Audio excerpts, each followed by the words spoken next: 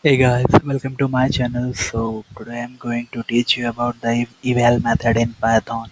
So the full form of eval is evaluate. So whatever we keep inside the eval method, it evaluates that as a Python expression. Let's try to show a simple example using eval. We'll try to print the sum of 2 plus 1. Let's run that. You can see 3 is printed, so whatever you are adding here will be printed inside the eval. Okay, let's try to see if equals to 2. You can see in the 2 is eval, so this underlying expression will be evaluated no matter what you are you are keeping inside this eval method.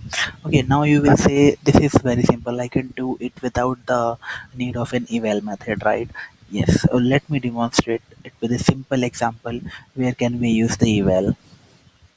Let's define two methods.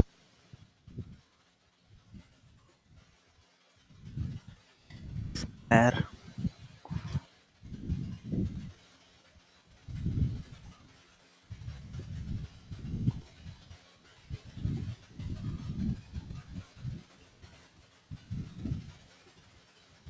cube.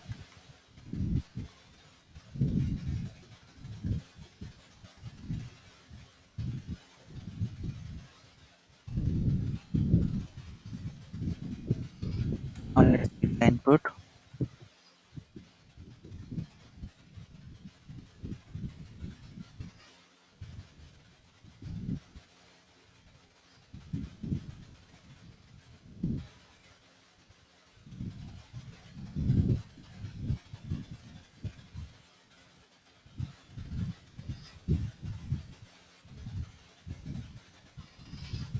Now we are going to see the magic of eval. Print eval of by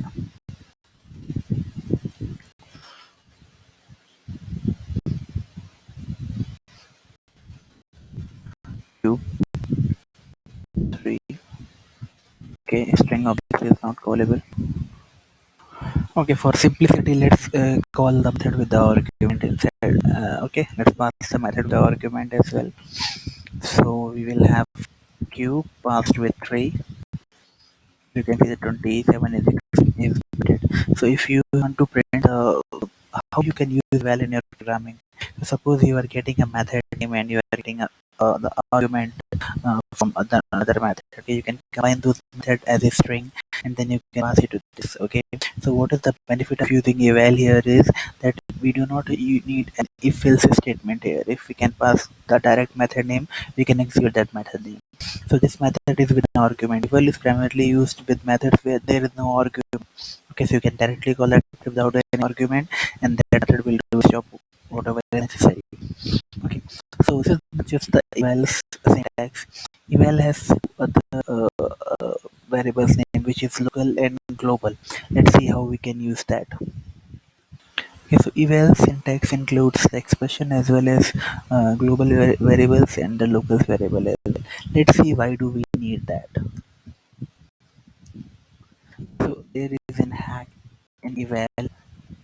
If we pass the OS tilted functions under the eval, what it will do, it will execute those functions. Here you can see. So the entire directory has been printed. Let's import math and see. Here you can see the math. It's so if you have a program and you are using the eval method to your clients, the clients can call the eval method and know the underlying structure of your directories, right?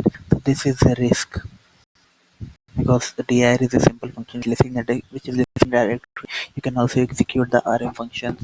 And, okay, so this will be a risk. Let's see how we can get away from that risk. So we have seen the use of dir inside the eval method. Let's see what will happen if we'll keep the globals to an empty list. In that case, the globals will be the globals will be omitted. Okay, let's see that. You can see only bullet is printed. Though we have imported the math and other libraries are not printed. Okay, let's see if we when we what will happen if we add the local, nothing is printed. That means so it is overriding the value. It is telling eval that your global list is empty and your local list is also empty. Okay, let's see if we can use that math.sqrt. So this will give us the square root of 2. That's that. Yes, math is not found. Though we are importing math here, math is not found. Why? Because we have defined its global and local as none. Let's take it out.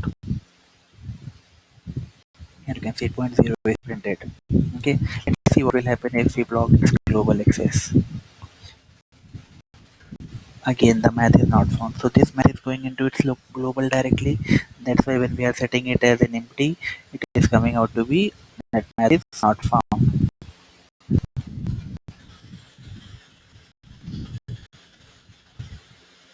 Okay. So see, when we have said that okay, you have to consider all globals, I'm not overriding any global value, then the math is imported and the value is printed. So this is all about eval. Guys, this is not used in programming these days, but it is really useful if you are calling void methods. Thank you guys for watching this video. Please like and subscribe.